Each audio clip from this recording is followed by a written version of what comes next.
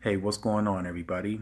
This is Tyrone back with Tech Life, and welcome to episode 18 of the Wireless Weekly Recap. Got lots to cover, so let's get started. So, Sprint's LTE expansion is ongoing. Now, I'm not necessarily talking new coverage, I'm just talking old 3G coverage that's been converted to LTE. So, in the past few days in the Michigan area, Sprint has been lighting up band 26 where they couldn't before. It was an agreement that they had reached with the Canadian border to light up band 26 at 3 megahertz. Now, I don't know the reasoning as to why Sprint couldn't use the full 5 megahertz that they have, but I will do some research on that and find out for you guys. So, this has been popping up all throughout Michigan from what I've been reading on, and it's expanded coverage quite a bit. Now, this at 3 megahertz, I can guarantee you're not going to get any great speeds. This is really represents mainly coverage. So you're going to be able to get voice and texting on, and it shows LTE in that area. But speeds are going to probably, I hate to say, but it'll probably be just as slow as what you were getting on 3G before. So I think as soon as Sprint can, or as soon as it gets available, they will add the additional 2 megahertz to make it the full 5 megahertz channel. When that will be, I will have to find out more info.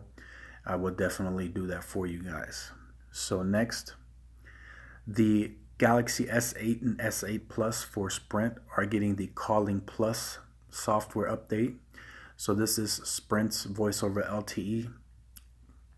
It's a new technology. I don't know if they will also implement a true voice over LTE, but this feature still uses Sprint's 1X for voice, but it allows you to also use LTE at the same time.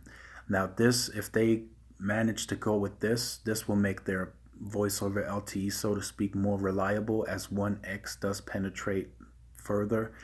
But I don't know how that works. If you're inside a building, 1X would penetrate, but LTE may cut out. So I don't know. I will have to test it out myself when I get this update. I haven't gotten it yet, but I will test it out. So I'm just wondering, if you're in a building and LTE goes away, I think you're still going to be able to be on the call, but you just won't be able to go on the internet. So it's a weird setup. It's still brand new, so I will definitely do some research and test it myself, and I will let you guys know how that works. So definitely just wanted to share that with you guys. If you are on Sprint and you have either the S8 or S8 Plus, be looking forward to the software update. Alrighty, so next we have a speed test out of Florida in Flagima. I think that's how you say it. This was a buddy of mine. He had lunch. He was sitting at the lunch table. He took a speed test and he got those speeds on the Galaxy S8 Plus. T-Mobile is really, really, really strong in Florida. They have added substantially crazy amounts of 4x4 MIMO, 256 QAMs.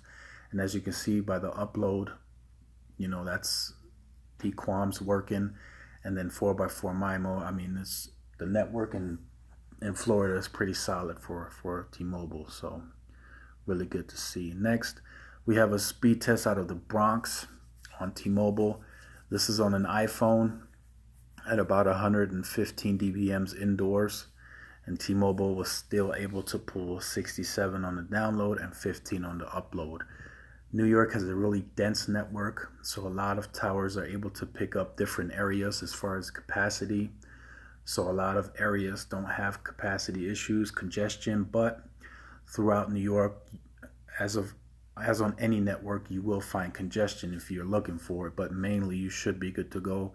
The best networks so far from the testing that I've seen are T-Mobile and Verizon in New York. Sprint is only good in Manhattan, and At&T just seems to struggle in that area. They don't want to seem to invest. It looks like they're starting the small cells rollout, but very, very slow. So just wanted to report that to you guys. Next, we have some speed testing out of Arizona.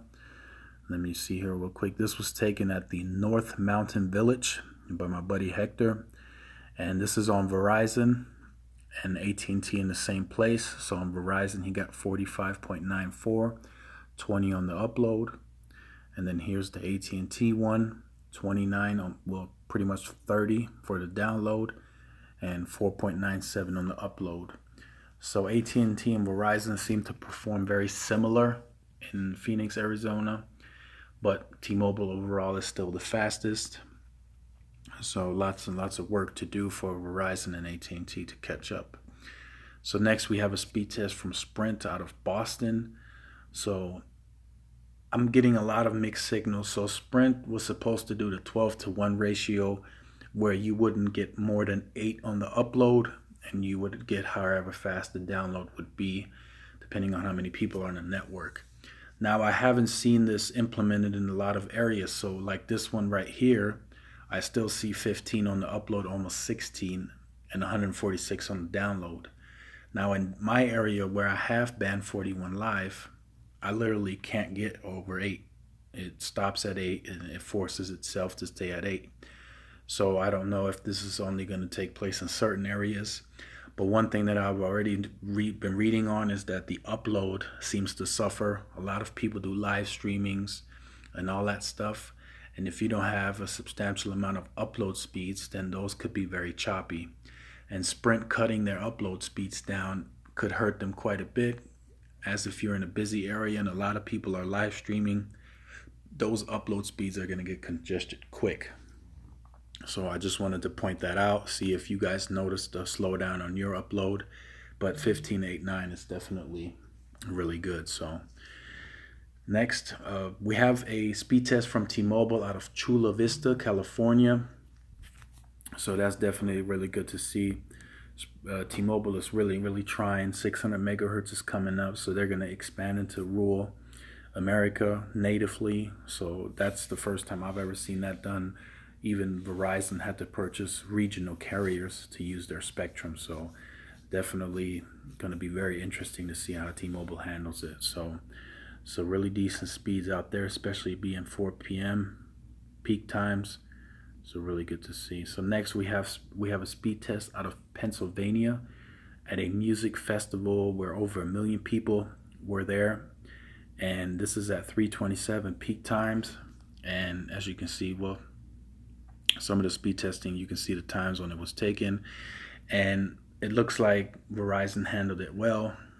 Not too much of a slowdown. I'm sure extra capacity was added. So definitely good to see. Now Verizon is starting to fall off in a lot of areas, and this is also based on root metrics. I will report back on that as more and more of these second half testings come out. One I seen was Albuquerque, New Mexico. Verizon fell to 3rd place in overall and in speed. I've seen it in Colorado Springs. They fell to 3rd. So they're slowing down, and it's not just Open Signal and Ookla and all those guys saying it. It's now also root metrics showing a slowdown on Verizon's network. So as far as people saying that Verizon pays for root metrics, I don't think that's entirely true. I'm sure they pay something to get that testing because root metrics has to drive across the country. So these carriers have to pay something to get that testing, but they're not necessarily paying more than somebody else, I don't think. But it is showing a decrease of Verizon used to do 25 megabits per second in this area, and the speeds have decreased down to 7. So root metrics is also reporting the same. So definitely just want to point that out to you guys. So this concludes episode 18. I hope you guys enjoyed this episode. Lots of speed tests coming in. I appreciate it. Lots more emails. So definitely give these videos a thumbs up. Keeps me motivated, keeps me going. Like, share, subscribe. This is Tyrone with Tech Life, and I will see you guys in the next video. Peace.